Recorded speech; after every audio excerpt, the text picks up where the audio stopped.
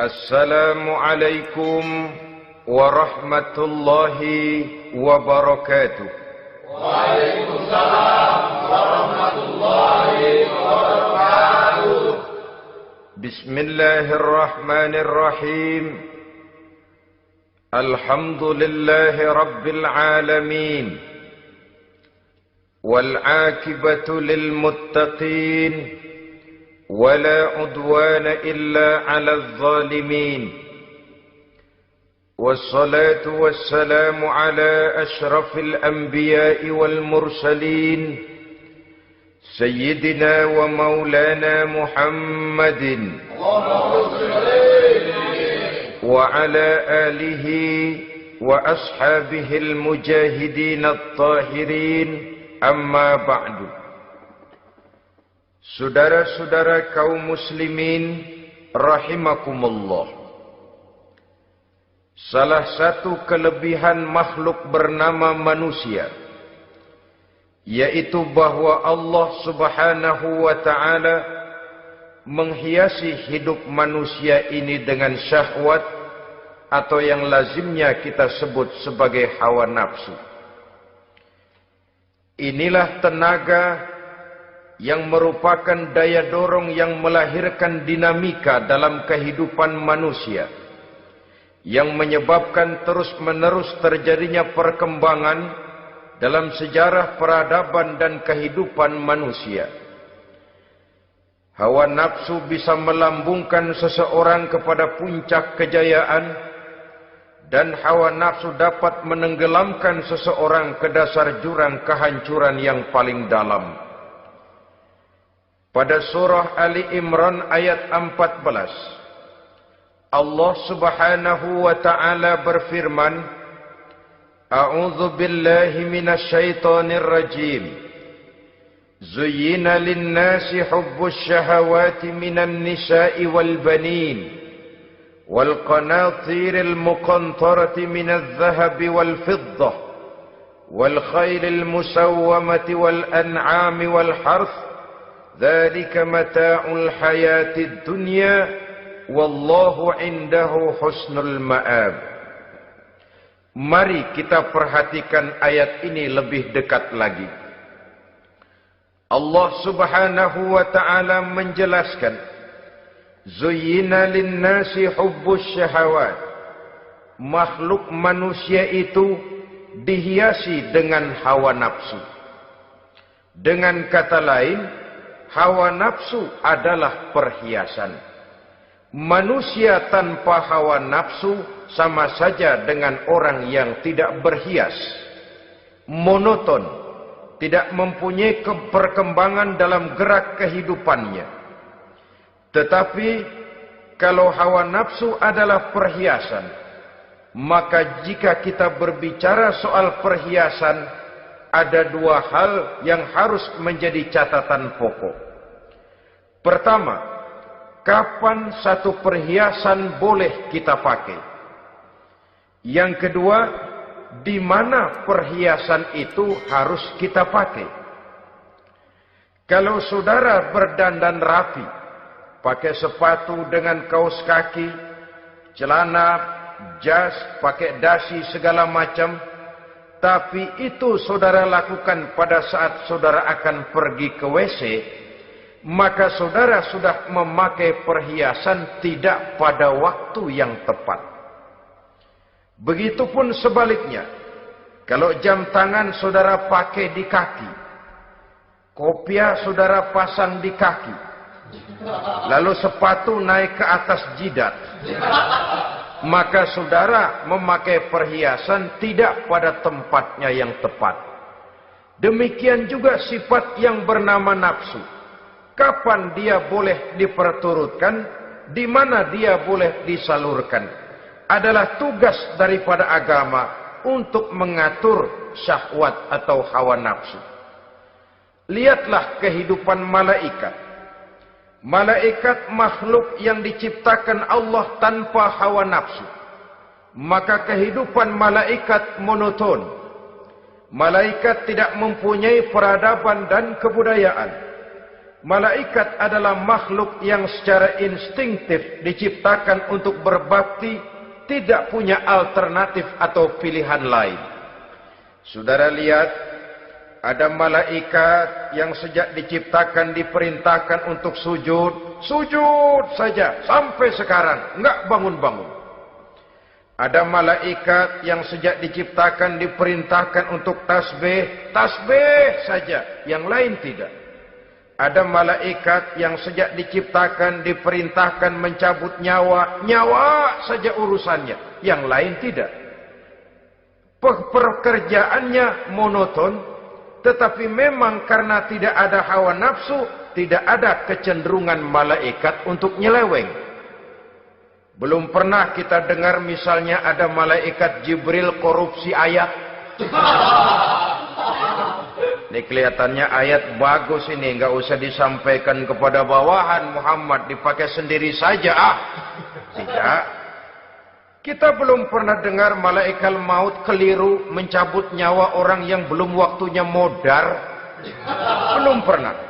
Malaikat itu ibadun mukramun, la ya'sunallaha fima amarahum wa yaf'aluna ma yu'marun. Maka kehidupan malaikat adalah monoton.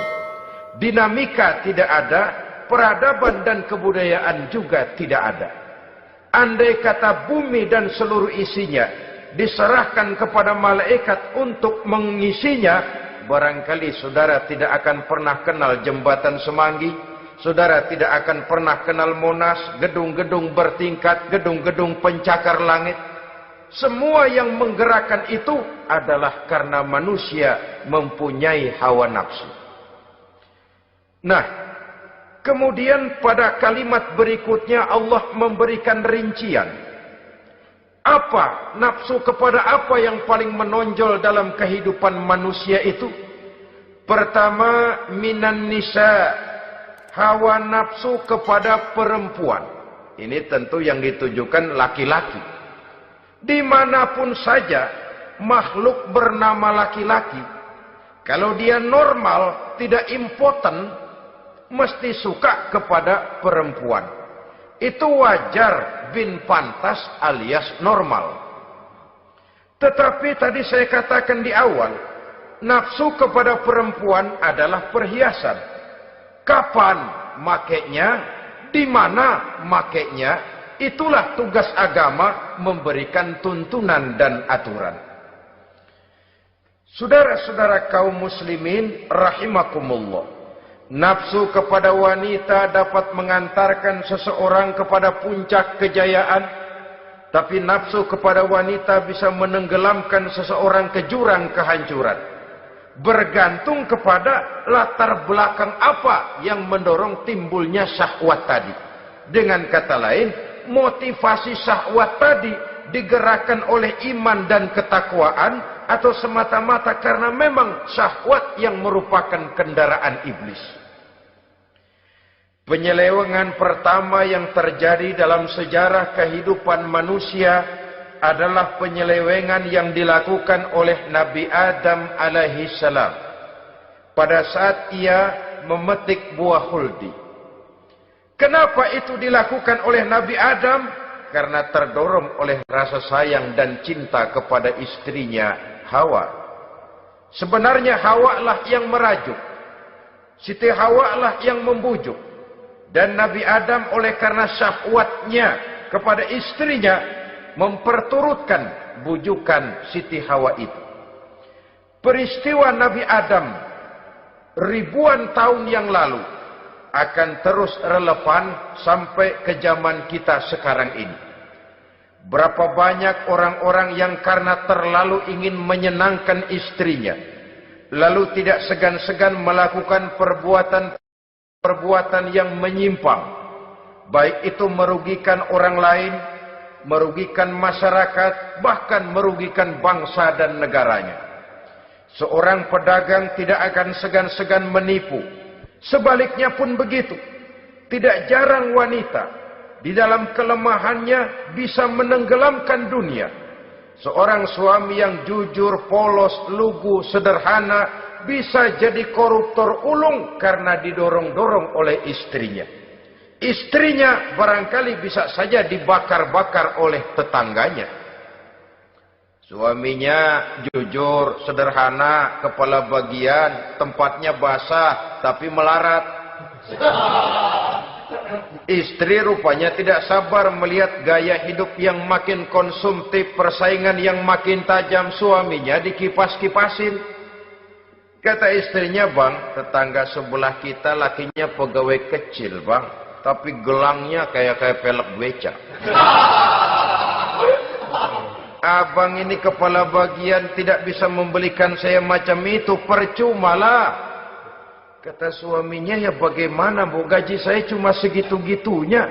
Ya namanya kepala bagian, apaan kayak sabet dulu."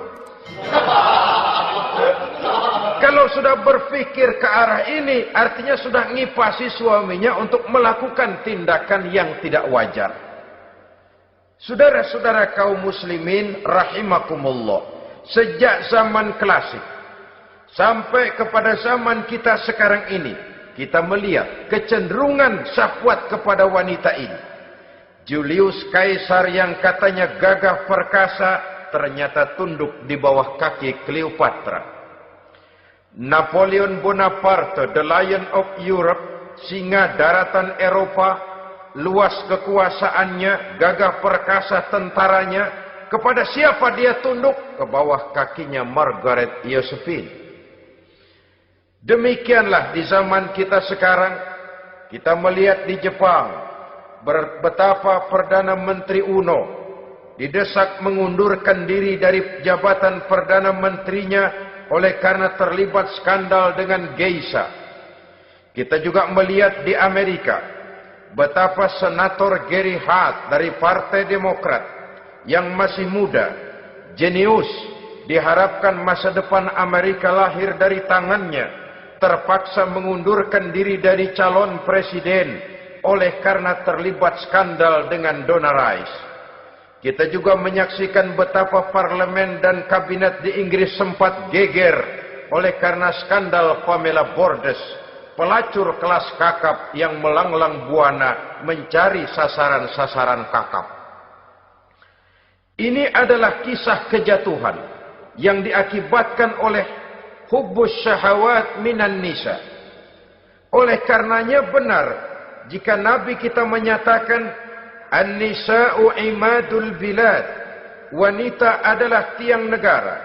Jikalau baik wanita, baik negara. Jikalau rusak wanita, hancur negara.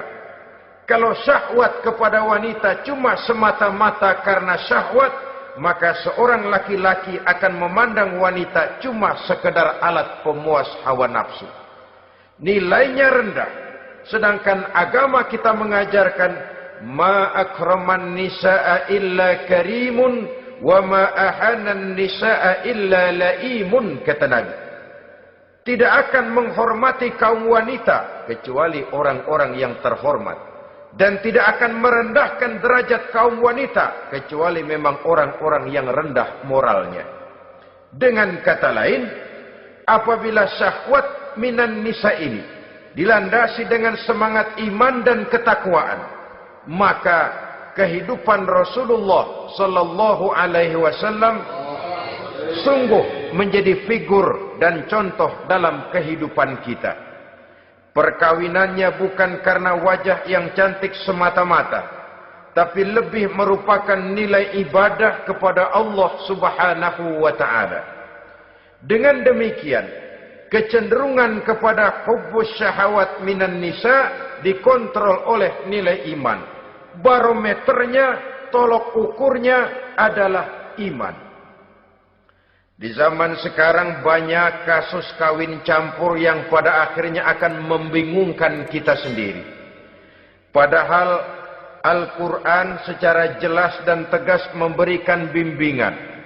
Orang itu kalau sudah, kata Imam Syafi'i, wa ainur ridha an kulli aibin kalilatun kama anna aina suhti tubdil masawiya.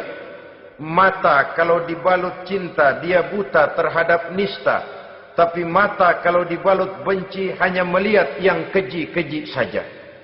Biasanya cinta kepada wanita memang bisa menimbulkan dorongan yang positif, tapi juga bisa membuat seseorang buta sama sekali. Dorongan yang positif paling kurang dari segi penampilan. Coba lihat lelaki kalau lagi demen perempuan, lenjeh banget kan. Sisiran rambutnya rapi, keriskaan bajunya lancip, sepatunya mengkilat, kantong celananya tebel, perkara anduk isinya bukan soal. Yang penting kan gaya. Lalu dinamis, kreativitasnya ada saja timbul. Tapi pada sisi lain, jikalau orang sudah kehilangan pertimbangan, juga kadang-kadang tidak segan-segan mengorbankan akidah, mengorbankan nilai-nilai iman. Padahal ini taruhan utama, sampai Quran dengan tegas memberikan peringatan. Wala ammatun mu'minatun khairun min musyrikatin walau a'jabatkum. Perempuan budak yang hitam legam, kalau beriman, itu lebih baik untuk dinikahi daripada wanita cantik berkulit kuning langsat tapi musyrik. Lebih baik budak yang hitam legam beriman daripada wanita cantik berkulit kuning langsat berhati bangsat.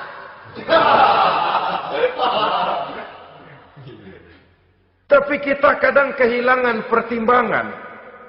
Karena agama, karena cinta agama digadaikan. Karena cinta akidah terjual. Karena cinta keyakinan jadi korban. Ini semua penyakit yang datang dari hubbus syahawat minan nisa. Kecenderungan mengumbar nafsu kepada perempuan. Ini memang perhiasan, tapi bisa juga jadi bumerang dalam kehidupan manusia. Berapa banyak penyelewengan terjadi karena pengaruh wanita yang tidak bisa jadi bisa. Ini pengaruh di dalam kehidupan memang sedemikian besarnya. Sehingga saudara-saudara kaum muslimin, inilah yang perlu dikendalikan dalam kehidupan, kapan dan di mana. Kalau nafsu adalah perhiasan, kapan dan di mana perhiasan itu harus kita pakai. Di mana dia harus kita tempatkan. Begitu juga yang menyangkut soal perempuan. Kapan? Ya kapan tentu kalau sudah nikah. Di mana? Yang jelas bukan di depan umum.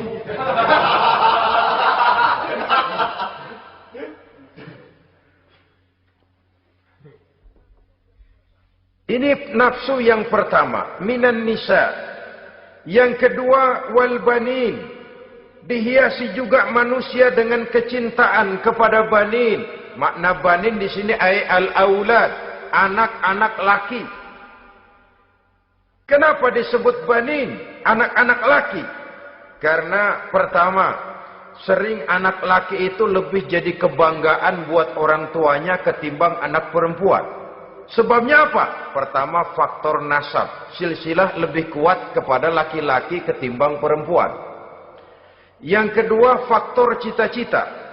Orang tua kalau punya anak laki-laki, cita-citanya panjang. Nak, kau nanti jadi dokter ya. Nak, jadi insinyur ya. Nak, jadi pilot ya. Nak, jadi pengusaha ya. Nak, jadi presiden ya. Tapi kalau dia punya anak perempuan, paling, ya nak, mudah-mudahan nanti kamu dapat jodoh orang baik, nak. Dapat jodoh orang soleh. Saudara-saudara, yang ketiga, anak perempuan itu kalau sudah berkeluarga, biasanya pindah kepada lingkungan keluarga lain. Sehingga orang berkata, punya anak perempuan banyak sebenarnya seperti agen. Artinya ada yang mau bawa, kan begitu. Ada yang minta ambil, ada yang berminat buntel. Paling-paling dia nengokin orang tuanya ya lebaran. Ya syukur kalau sebulan sekali atau seminggu sekali. Tapi minimnya kan lebaran. Dengan demikian dari garis nasab ini lebih kuat al-banin ketimbang al-banat. Manusia dihiasi dengan kecintaan kepada anak-anak. Sering karena terlalu cinta kepada anak, kita menjerumuskan anak. Terlalu sayang kepada anak, segala maunya kita perturutkan tanpa kendali dan kendala.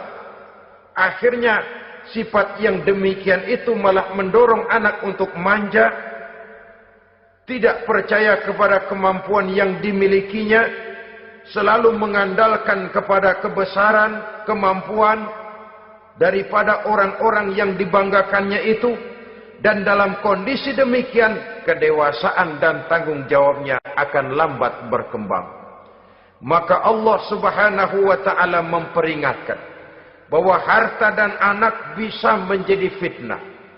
Dalam ayat lain Allah juga memperingatkan, ya ayyuhalladzina amanu la tulhikum amwalukum wa auladukum an dzikrillah. Wahai orang-orang yang beriman, jangan sampai hartamu dan anak-anakmu memalingkan kamu daripada mengingat Allah. Jangan sampai kesibukanmu kepada anak dan harta benda menyebabkan kamu sampai lupa mengingat Allah Subhanahu wa ta'ala. Berapa banyak manusia yang tenggelam dengan melupakan Allah, jauh dari agama, jauh dari tuntunan syariat, oleh karena disibukkan oleh persoalan anak dan persoalan harta benda. Maka satu-satunya jalan, jikalau kita tidak ingin anak kita sampai memalingkan kita daripada mengingat Allah, nilai-nilai keimanan harus ditanamkan kepada mereka sedini mungkin. Dengan bekal ini, maka mereka, anak-anak kita, insya Allah tidak akan membuat kita orang-orang tua ini berpaling daripada mengingat Allah, berpaling daripada kehidupan beragama. Memang karena anaklah kita orang tua peras keringat banting tulang, pergi pagi pulang sore cari nafkah. Karena anaklah kita orang tua, kepala jadi kaki, kaki jadi kepala. Asal mereka bisa menikmati hari depan yang lebih baik dari yang kita nikmati sekarang ini. Tapi berapa banyak juga orang-orang tua yang tidak sadar akan amanah berupa anak ini. Mereka lalai, mereka bersikap masa bodoh, padahal tidak akan ada yang tidak dipertanggungjawabkan di hadapan Allah Subhanahu wa ta'ala. Orang tua bisa mendapat pensiunan pahala kalau anaknya tumbuh menjadi anak yang soleh. Tetapi orang tua pun bisa saja masuk neraka karena anaknya menjadi anak yang kurang ajar dan orang tuanya sama sekali tidak pernah memberikan pendidikan yang sebagaimana mestinya.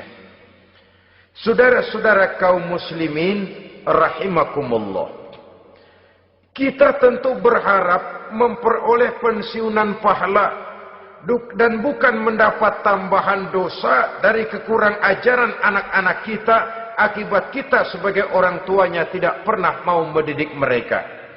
Dalam hadis ada diriwayatkan, ada anak kurang ajar, sembahyang tidak, puasa ibadah tidak, kenal Allah tidak, beriman pun tidak, dosa kelewat banyak, kejahatan berkarat. Di akhirat nanti disidang dia, ditanya, kamu kenal siapa Tuhanmu? Tidak. Kamu tahu siapa nabimu? Tidak. Kitab sucimu apa? Tidak tahu. Kiblatmu di mana? Tidak ada. Kamu sholat? Tidak pernah. Kamu puasa? Tidak pernah. Wah, kalau begitu kamu rusak sekali. Kamu neraka. Anak ini mengajukan protes. Saya menuntut keadilan. Benar saya tidak kenal siapa Tuhan saya. Saya tidak tahu apa kitab suci saya. Saya tidak pernah mendirikan sholat, tidak pernah melaksanakan puasa.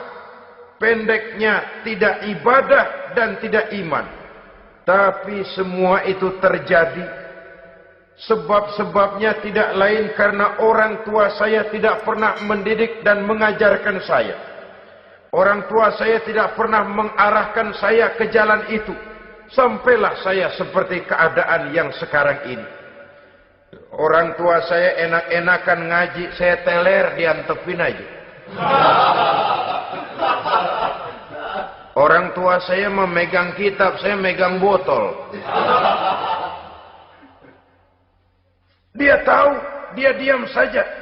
Dia tahu dan dia tidak memberikan peringatan. Karena orang tua saya lah, maka saya jadi seperti sekarang ini.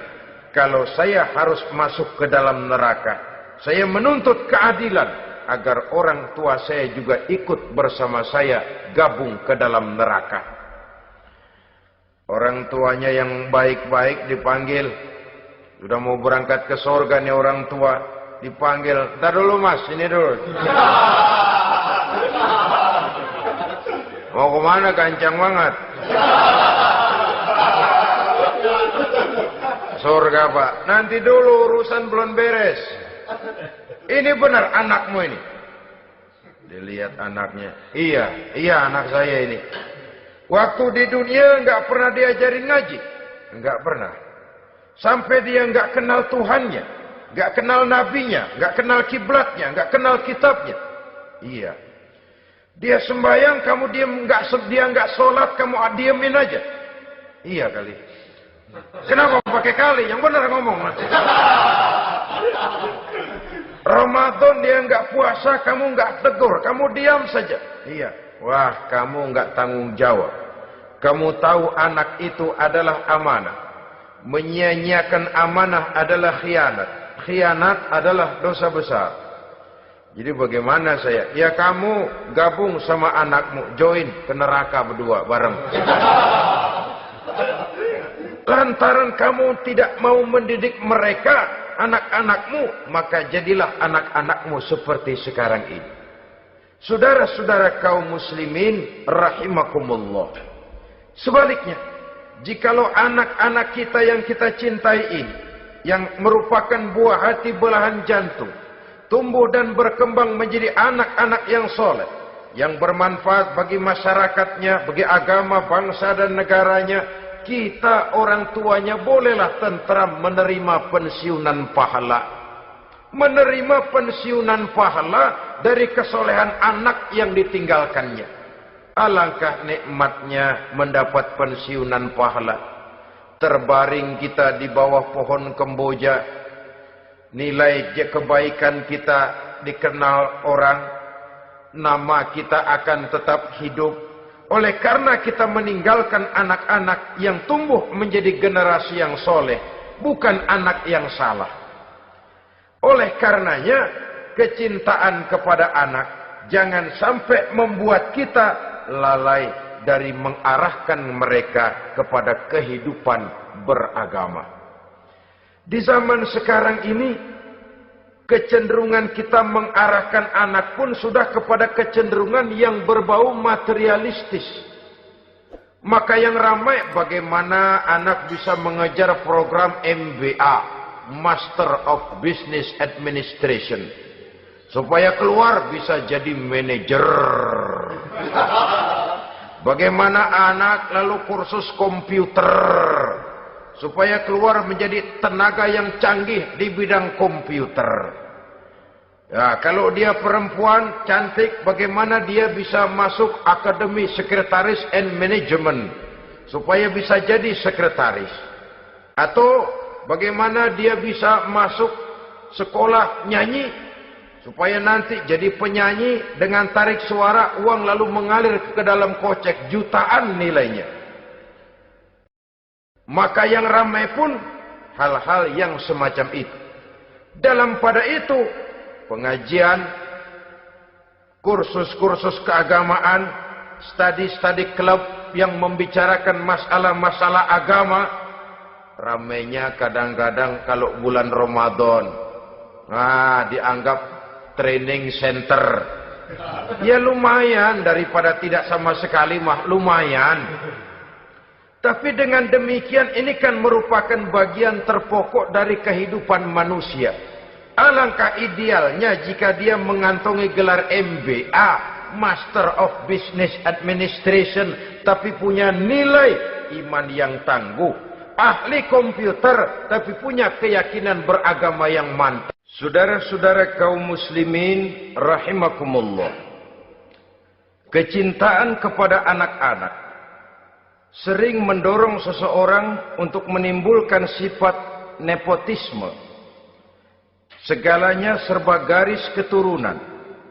Sejak ia jalur birokrasi sampai ke dalam kehidupan sehari-hari, nepotisme ini bisa terlihat. Orang kehilangan kondisi objektivitasnya. Mampu atau tidak, soal lain. Bidangnya atau tidak, bukan soal. Yang penting masih ada hubungan keturunan.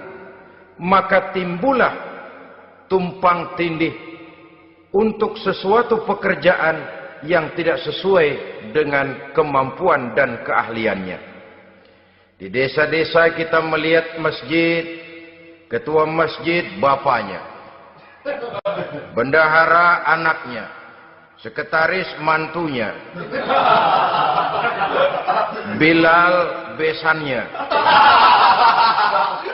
kulbeduk engkongnya. Pokoknya asal masih ada garis keturunan, masuk, tidak, minggir. Ini pada akhirnya kurang menciptakan pemerataan kesempatan. Iyalah kalau profesinya, tapi kan jarang yang demikian itu. Kita boleh cinta kepada anak-anak kita, tapi jangan lalu mempergunakan posisi yang kebetulan kita gunakan untuk menempatkan anak-anak kita lebih dari kemampuan yang mereka miliki. Nepotisme yang lahir. Sehingga ini bukan saja tidak mendidik, tapi mengakibatkan terjadinya tumpang tindih. Tidak lagi berprinsip the right man on the right job, bahwa orang harus ditempatkan sesuai dengan keahliannya. Tapi kita sudah berpikir subjektif. Ahli atau tidak ahli, asal masih berbau keturunan, ayo silakan. Nepotisme yang akan lahir. Oleh karenanya, mencintai anak adalah sesuatu yang merupakan perhiasan di dalam kehidupan. Wajar, tetapi harus kita menempatkannya sesuai dengan semestinya. Ini yang kedua. Yang ketiga, nafsu yang menghiasi hidup manusia itu adalah nafsu kepada wal qanatiril muqantarati minaz zahabi wal fiddah. Al-qantarah ay al-malul kathir. Kecintaan, kesenangan, nafsu kepada harta benda yang banyak daripada emas dan perak. Ini tentu sesuai dengan situasi dan kondisi. Kecintaan untuk mengumpulkan harta benda yang sebanyak-banyaknya. Baik itu berupa emas, baik itu berupa perak. Ini cuma penyebutan beberapa jenis dari kecenderungan manusia kepada harta benda. Bukankah sering dikatakan orang bahwa manusia di dalam berhadapan dengan harta itu seperti meminum air laut. Makin diminum, makin kering tenggorokan, makin haus kita dibuatnya. Apabila watak ini kita perturutkan, maka manusia tidak akan pernah kenal puas, tidak akan pernah kenal cukup. Nabi kita memberikan peringatan. Lau anna libni Adam wadiyani min zahabin labtagha lahuma thalisan wa la yamla'u jawfa ibn Adam illa turab. Andai kata manusia mempunyai dua buah ladang yang seluruhnya berisi emas, akan puaskah manusia? Tidak, mereka akan cari ladang emas yang ketiga. Wala yamla'u jawfa ibni Adam illa turab. Sungguh mulut manusia ini tidak akan pernah penuh terisi kecuali kalau sudah disumpal dengan tanah. Artinya kalau sudah dia dipendam di liang lahat, baru cukup. Tetapi sepanjang dia masih bergerak, masih hidup dan bernyawa, masih bisa berusaha dan berbuat, dia tidak akan pernah mengenal puas. Ini akan mendorong manusia terjebak kepada menghalalkan segala cara untuk mencapai tujuan. Yang penting kaya, kan begitu. Dan cepat. Sebab sekarang orang sering motong kompas. Yang penting kan cepat kaya. Soal cara, kalau jujur aja mah, sampai kapan mau kaya? Perkara itu renten, bukan soal. Perkara itu judi, tidak jadi masalah. Perkara itu korupsi, menyangkut hak orang banyak, bukan soal. Yang penting cepat kaya. Dan anehnya lagi, tidak malu menumpuk kekayaan dengan cara yang tidak wajar. Ya kan orang hidup bermasyarakat tuh bisa dianalisa tuh. Emang usahanya apa sih? Gajinya sebulan berapa sih? Kok bisa gitu-gitu bener sih? Dari mana sih? Secara langsung orang tidak berani bertanya, tapi dari mulut ke mulut akhirnya tersebar jadi rahasia umum. Si Ano kan punya Ano, dia Anonya seano.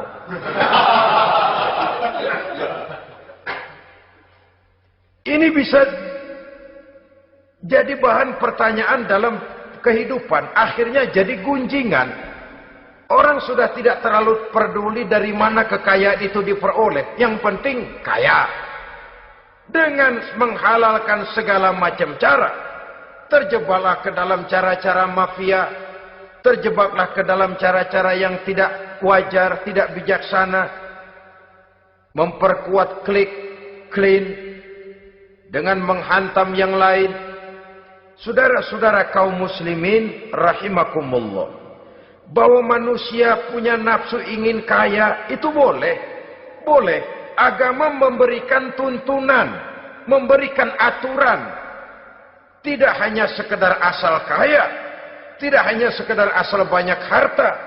Malahan hadis menyatakan, kalau saudara diberikan umur panjang, pertanyaan akhirat cuma satu kok. Umurmu kau habiskan di mana? Kalau saudara diberikan amanah berupa ilmu pengetahuan, pertanyaan akhirat juga cuma satu kok. Ilmumu kau amalkan untuk apa? Tapi kalau kita diberikan amanah berupa harta benda, pertanyaan akhirat itu dua.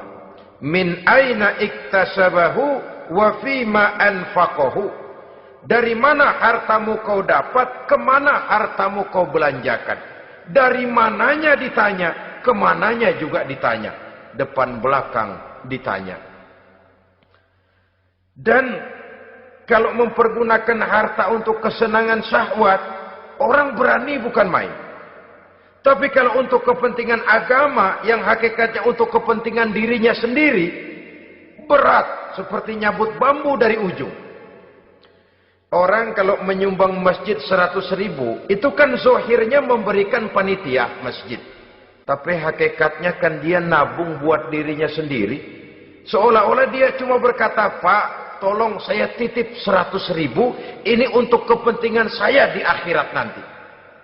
Silakan uangnya mau dibelikan semen, pasir, kaca, pintu, jendela, silakan. Saya cuma titip, ini untuk saya di akhirat nanti. 100.000 Pak. Zohirnya dia memberikan kepada panitia masjid, madrasah, pesantren, yatim piatu. Hakikatnya dia nabung buat dirinya sendiri di akhirat. Malah tabungan ini bukan SDSB namanya, SDBS.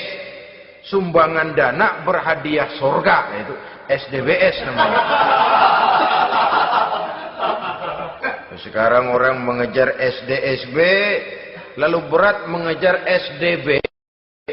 Sumbangan dana yang berhadiah surga langsung dari Allah subhanahu wa ta'ala. Coba kalau dia main golf, sewa lapangan golf itu 400-500 ribu sebulan, paling 4-5 kali main. Beli stick golfnya saja sampai jutaan. Datang panitia pembangunan masjid 100.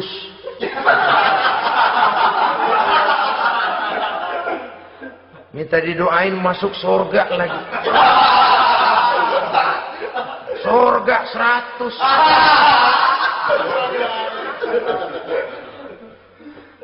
100. Saudara-saudara kaum muslimin rahimakumullah. Kecintaan kepada harta benda yang banyak, baik berupa emas, berupa perak, mendorong orang untuk berlomba-lomba yang Allah peringatkan dalam Al-Quran, Alhaakumut takatsur hatta zurtumul maqabir. Kamu telah lalai akibat kamu berlomba-lomba memperbanyak materi dunia. Hatta zurtumul maqabir, sampai kamu dekat masuk ke liang kubur, baru rupanya sadar bahwa perlombaan ini tidak akan pernah sampai ke garis finish. Betapapun jauhnya rally Paris-Dakar, garis finishnya ada. Betapapun hebatnya medan yang ditempuh, buasnya gurun pasir Afrika, garis finishnya pasti ada. Itu kan rally yang terbuas di dunia katanya, Paris-Dakar. Tapi garis finishnya ada. Namun jikalau kita berlomba memperbanyak harta, kita tidak akan pernah sampai ke garis finish. Yang kecil-kecilan aja dah. Kalau orang ditanya, kamu kenapa sih belum mau sembahyang? Ya bagaimana mau sembahyang Pak, tinggal di Jakarta masih kontrak. Coba habis tahun diubur-ubur yang punya rumah. Kalau punya rumah sendiri walaupun kecil-kecilan, saya mau ibadah Pak. Ya, diberikan rezeki oleh Allah, bisa bikin rumah walaupun kecil-kecilan. Belum juga mau sembahyang. Kok belum juga sembahyang? Iya Pak, rumah emang udah punya sendiri, cuman kecil Pak. Atasnya atap, kalau hujan aja bocor.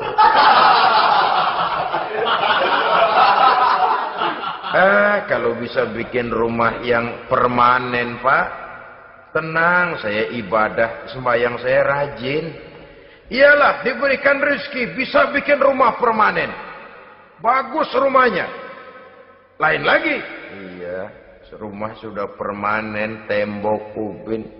Cuman isinya belum ada Pak, perabotannya. Duh.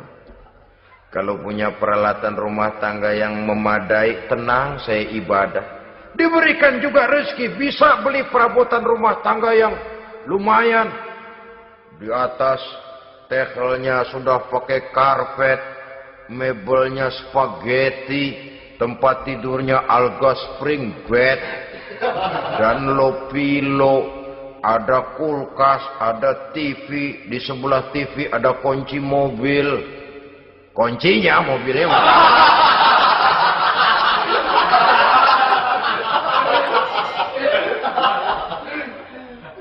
Bagaimana? Sekarang sudah cukup perabotan? Perabotan sudah ada Pak, cuman kendaraan belum punya ini. Kemana-mana masih ngukur jalanan aja. Kalau punya kendaraan enak, kemana-mana cepet Pak, mau ke masjid juga getap dah, rajin. Diberikan rezeki, bisa beli kendaraan. Lain lagi nanti.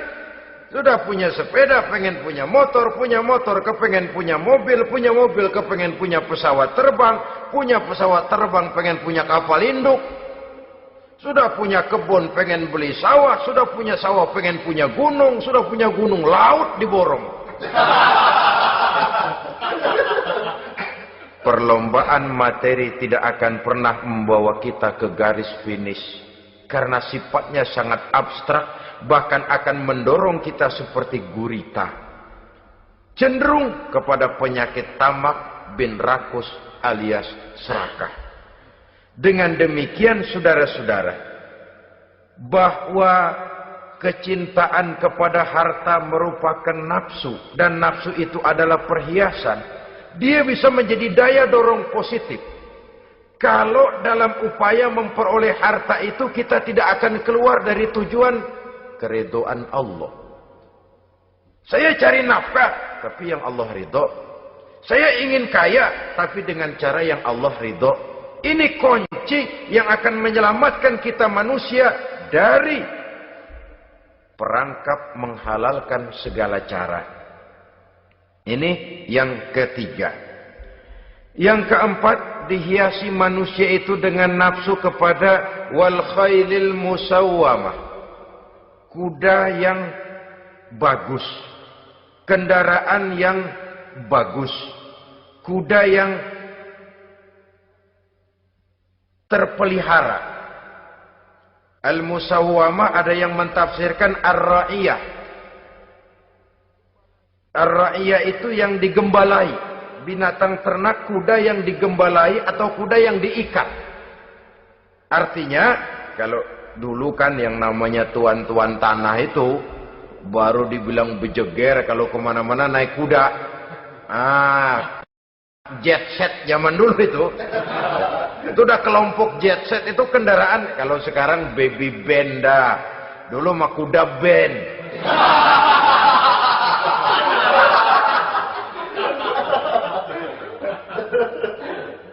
Manusia punya kecenderungan suka kepada kendaraan. Apalagi di zaman sekarang ini, wah, iklan-iklan itu kan sangat menggoda kita. Melayani segala macam bentuk penjualan. Nah, ini lalu terangsang biar duit cekak. Kalau udah ngebaca itu, wah, berani banget dah. Tahu duit nggak mungkin cukup, tapi begitu baca melayani segala macam bentuk penjualan dengan fasilitas ringan. Nah, jadi dah. Jadi juga punya mobil, jadi dah. Perkara utang itu bakal nyekek leher, bukan soal. Kasihan saudara-saudara kita di daerah-daerah yang terjebak kepada iklan-iklan merangsang yang akhirnya di luar kemampuan. Sehingga terjebak pada saat dia harus mengembalikan kredit, dia tidak mampu, barang disita, uang hangus, nyengir deh. Bekipas sembari tahlil.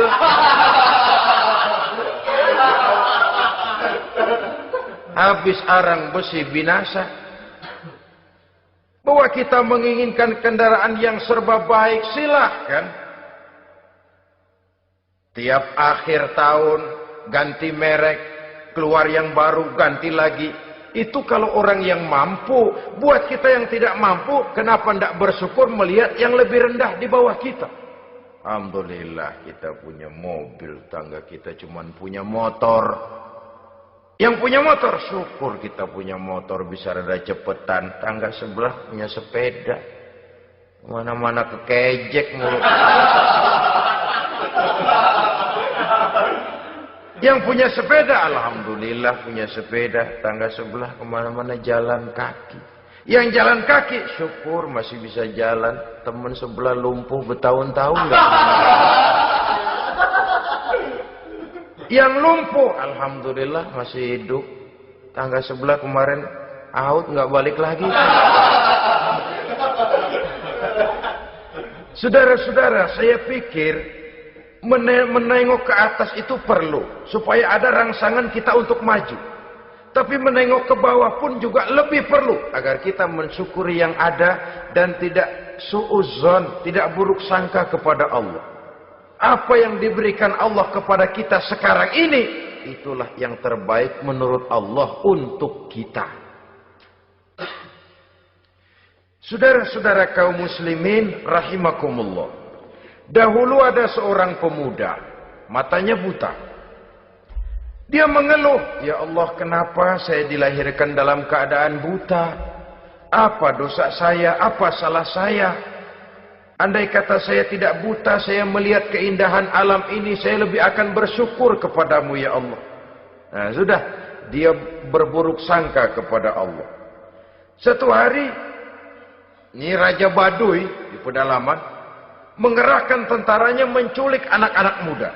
Ini Raja Baduy ini kanibal, artinya suka makan daging manusia. Anak-anak muda ini diculik. Yang masih muda-muda ya, kalau kambing muda itu kan di sop rada sedap. Rupanya ini Raja kanibal ini begitu. Anak-anak muda termasuk ya pemuda yang buta tadi itu kena culik. Ya sudah diculik, di rawatlah di istana raja ini. diberikan pakaian bagus, dikasih makan serba enak. Sebab apa? Supaya badannya gemuk. Setelah gemuk nanti dipotong, disop, legit. Udah, kerjanya cuma makan, tidur, fasilitas nikmat, tidur enak. Udah giliran dapat 1 bulan, 2 bulan kemudian, ketika mau diambil anak-anak muda ini, raja sendiri yang milih mana yang disop duluan nih. Sampai giliran anak muda yang buta ini, raja geleng kepala. Yang begini mah buta, dagingnya nggak enak.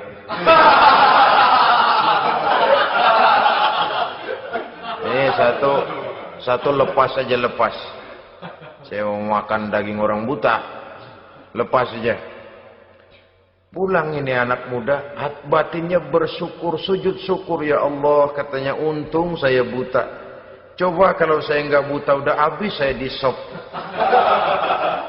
2 bulan yang lalu dia mengeluh, ya Allah, kenapa saya dilahirkan dalam keadaan buta? Sekarang dalam pulang ke rumah, perjalanan menuju ke rumah, dia berkata, alhamdulillah, andai kata saya tidak buta, habis badan saya disop oleh raja yang kanibal tadi.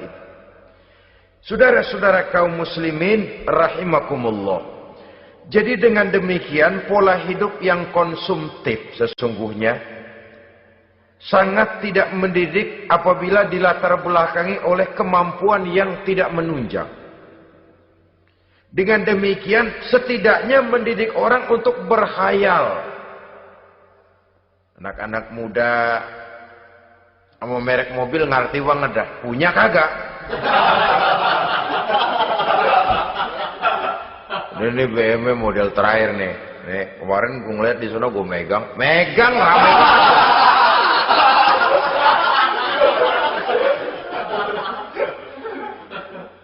Tulul amal ini kalau tidak diimbangi dengan saluran yang positif, dia akan terjebak kepada penyakit tulul amal, panjang angan-angan. Baiklah ya, wal khailil musawwamah. Yang kelima maksud saya, wal an'am, cinta kepada binatang ternak. Manusia ini kan punya kecenderungan macam-macam. Setelah rumahnya bagus, hartanya banyak, kendaraannya cukup, ingin beternak. Jadilah peternak. Ini kecenderungan manusia, wajar saja sepanjang didapat dan dilakukan dengan cara-cara yang wajar. Wal hars, dan tumbuh-tumbuhan, bertani, bersawah, berladang, itu merupakan kecenderungan daripada manusia. Keseluruhan itu, kata Allah, kecintaan kepada wanita, kepada anak, kepada harta benda, kepada kendaraan, kepada binatang ternak, kepada tumbuh-tumbuhan, zalika, semua itu mata'ul hayatid dunya, merupakan kesenangan hidup dunia. Berapa lama kesenangan hidup dunia? Sebentar, seumur manusia. Seumur manusia. Bahkan kadang-kadang pada saat dia masih hidup pun orang tidak sepenuhnya sempat menikmati kesenangan hidup dunia. Apabila ajal datang, selesailah kehidupan dunia sampai di situ. Orang-orang kafir, buat mereka surganya di dunia ini. Bila kehidupan di dunia selesai, selesailah sudah surganya sampai di situ. Kesemua itu, kata Allah, merupakan kesenangan daripada kehidupan di dunia. Wallahu indahu husnul ma'ab, dan Allah mempunyai tempat kembali yang sangat baik. Nah, setelah Allah menjelaskan semua itu, pada ayat yang ke-15 Allah memberikan jalan keluarnya. Memperturutkan nafsu kepada wanita, anak-anak, harta benda, kendaraan, binatang ternak. Bijaksanakah itu? Dalam ayat ke-15 surah Ali Imran ini, Allah memberikan penjelasan tuntas. Qul a'unabbi'ukum bi khairim min zalikum. Katakan kepada mereka Muhammad, maukah kamu aku beri kabar yang lebih baik dari semua itu? Lebih baik daripada kesenanganmu kepada wanita, kepada anak-anak, kepada harta benda, kepada kendaraan dan sebagainya. Mau kamu aku beritahu yang lebih baik daripada semua itu? Jawaban tentu mau. Kalimatnya bukan ukhbirukum, a'unabbi'ukum. An-naba itu berita yang besar. Lain dengan al-khabar, itu berita biasa saja. An-naba, sehingga pembawa berita disebut nabi. Dari naba, yanbi. Pembawa berita yang benar. A'unabbi'ukum, maukah kau aku tunjukkan kepada satu berita yang benar-benar besar dan benar-benar lebih baik dari yang semua disebutkan tadi. Apa jalan keluarnya? Lillazina taqaw 'inda rabbihim jannatun tajri min tahtihal anhar. Bagi orang-orang yang bertakwa kepada Allah, mereka akan mendapatkan surga yang di bawahnya mengalir sungai. Khalidina fiha, mereka akan kekal di dalamnya. Wa azwajun mutahharah, dan mereka mendapat istri-istri yang suci. Waridwanum minallah, dan keridhaan daripada Allah subhanahu wa ta'ala. Kalau kamu hai orang-orang yang beriman, kalau kamu hai manusia menyangka bahwa nafsu kepada wanita, anak-anak, mengumpulkan harta benda, kendaraan yang menarik, binatang ternak dan tumbuh-tumbuhan itulah yang lebih baik untuk kesenangan dunia, memang itu kesenangan dunia. Tapi nih, seolah-olah kata Allah, nih, saya kasih tahu kamu, aku beritahu yang lebih baik dari semua itu. Apa? Takwa kepada Allah. Kecintaan kepada wanita. Kalau takwa dasarnya, orang nggak amburadul, nggak semrawut, nggak pokoknya gue masal perempuan dan membuat terus. Tapi punya kaidah, punya norma. Demikian juga kepada anak-anaknya. Demikian juga kepada harta benda. Pokoknya asal harta, mau halal, mau haram, tekuk terus saja. Semuanya dilandasi oleh taqaw, lillazina taqaw, oleh ketakwaan kepada Allah. Nah, ketakwaan ini akan menghasilkan apa? Inda rabbihim jannatun tajri min tahtihal anhar. Melahirkan, menghasilkan surga yang di bawahnya mengalir sungai-sungai. Saudara-saudara kaum muslimin rahimakumullah, jika kita menyangka bahwa wanita bisa memberikan kesenangan, iya, kesenangan dunia. Jika kita menyangka bahwa harta benda bisa memberikan kesenangan, iya, kesenangan dunia. Jika kita menyangka bahwa kendaraan bisa memberikan kesenangan, iya, kesenangan dunia. Tapi kita tidak cuma ingin itu, kita ingin itu semua juga bisa membawa kesenangan akhirat. Caranya landasi dengan takwa. Kesenangan kepada wanita didasari dengan takwa. Maka jangan jadikan wanita cuma sekedar alat pemuas hawa nafsu. Kesenangan kepada anak-anak dilandasi dengan takwa. Maka anak-anak diarahkan kepada jalan yang diridhoi Allah. Kesenangan kepada kendaraan dilandasi dengan takwa. Maka kendaraannya selalu mengarah berjalan menuju jalan takwa, diridhoi oleh Allah subhanahu wa ta'ala. Kalau tidak, itu mobil asal lempengan Ancol gancang banget dah. Tapi giliran dihadapin ke masjid, mogok melulu mobil. Urusan ngaji ada aja halangannya tuh kendaraan. Tapi kalau untuk urusan maksiat, ngebut benar-benar. Dilandasi dengan ketakwaan. Sehingga dengan demikian, tidak hanya sekedar surga di dunia ini, tapi lebih-lebih di surga di akhirat nanti. Khalidina fiha, kekal.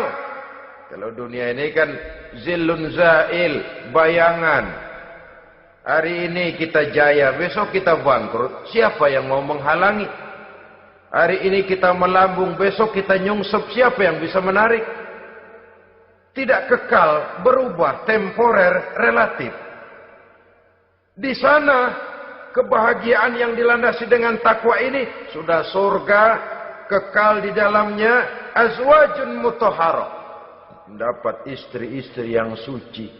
Suci dalam arti belum pernah dijamah orang lain, suci dalam arti tidak pernah terkena halangan seperti men misalnya.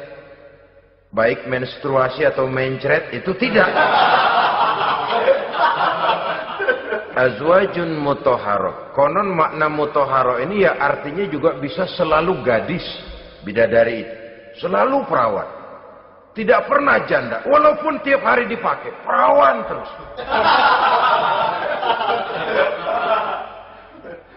Dan yang lebih penting, waridwanum minallah, mendapat ridho dari Allah Subhanahu wa taala. Jadi hawa nafsu dengan motivasi takwa, itulah sesungguhnya yang dikehendaki oleh Ali Imran ayat 14 dan 15. Dengan demikian, manusia dengan ketakwaannya mengendalikan hawa nafsu dan bukan malah dikendalikan oleh hawa nafsunya. Sehingga dengan demikian seluruh fasilitas yang dimilikinya, baik itu berupa istri, anak, kendaraan, binatang ternak, harta benda, tanam-tanaman, seluruhnya semakin meningkatkan ketakwaannya kepada Allah Subhanahu wa taala. Mudah-mudahan kita bisa mencapai tingkat ini di mana kita hidup mampu dan sanggup mengendalikan nafsu, bukan malah dikendalikan oleh hawa nafsu. Terima kasih dan mohon maaf. Wassalamualaikum warahmatullahi wabarakatuh. Waalaikumsalam warahmatullahi